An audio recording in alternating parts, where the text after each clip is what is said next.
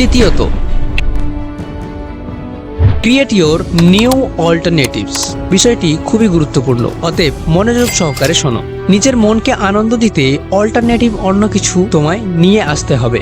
মানবদেহে ডোপামিন নামের এক ধরনের জিনিস থাকে, যার কাজ হলো আনন্দ ও উত্তেজনা অনুভব করানো। যদি তুমি বারবার পর্ন দেখে আনন্দ পেয়ে থাকো, তাহলে এই ডোপামিন তোমার আনন্দের মুহূর্তগুলিকে তোমাকে সেই পর্নোগ্রাফির কথা মনে করিয়ে দেবে, এবং যখন এটি তোমার মনে পড়বে তখন অন্য সব কাজ বাদ দিয়ে তোমার এটিকেই গুরুত্বপূর্ণ মনে হবে, এবং তুমি এটি যতই দেখবে তোমার উত্তেজনা ততই আস্তে আস্তে বাড়তে থাকবে। ফলে তুমি একটার পর একটা পর্ন দেখেই চলবে, তবে তারপরও তোমাকে সন্তুষ্ট করতে পারবে না। ফলে ডোপামিন আরো অস্বাভাবিক মাত্রায় নির্গত হতে থাকে, কিন্তু যখনই এর ঘাটতি দেখা যায় তখনই তুমি নিরাশ হয়ে যাও, হতাশ হয়ে যাও এবং একসময় নিজেকেই ঘৃণা করতে শুরু করো।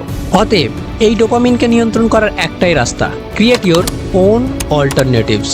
এই মজা বা আনন্দ বা উত্তেজনা এই জিনিসটিকে অন্য অল্টারনেটিভসে ট্রান্সফার করতে হবে। অর্থাৎ তুমি যেহেতু এই দেখে আনন্দ বা উত্তেজনা অনুভব করছিলে, এই পর্নের জায়গাটায় অন্য কিছুকে বসাও। সেটা হতে পারে কমেডি, সেটা হতে পারে গান, সেটা হতে পারে ইউটিউব ভিডিও। যখনই তোমার সেই সব কথাগুলো ডোপামিন তোমাকে মনে করিয়ে দেবে, তুমি তখন তোমার উদ্দেশ্যই প্রকাশ করো। ভাবো যে তুমি কেন এই কাজটি শুরু করেছিলে। নিজেকে টাইম দাও, নিজেকে নিয়ে ব্যস্ত থাকো, নিজের কেরিয়ারে ফোকাস করো, নিজের ইচ্ছাগুলোকে পূরণ করো। ভুলে যাও এসব ভাবনা। যখনই তোমার আবারও পর্ন দেখার ইচ্ছা হবে, মনে রাখবে এর ক্ষতিকারক প্রভাব কিন্তু তোমার বিবাহিত জীবন থেকে শুরু করে তোমার শেষ জীবন পর্যন্ত দারুণ প্রভাব ফেলতে পারে। অতএব স্টপ ওয়াচিং পর্নোগ্রাফি।